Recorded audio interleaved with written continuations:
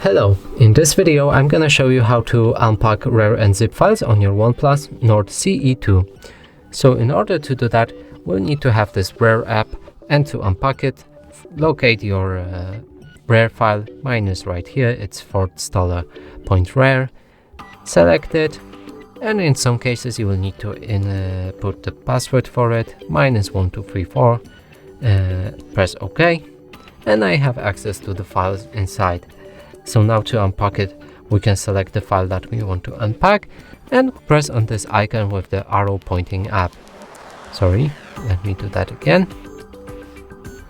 And now we can choose the part where the files will be unpacked, and in this example I will unpack it to the new movies. We can select to ask before overwrite, overwrite without prompt, or skip existing files. I will just make it default with ask before overwrite.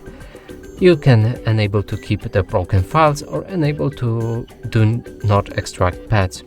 You can also enable or disable display extract files. So let me just leave this off and press OK to unpack it. Now if we go back to our movies, we can see the files right here. And that's it for this video. Hope you like it. Please consider subscribing to our channel.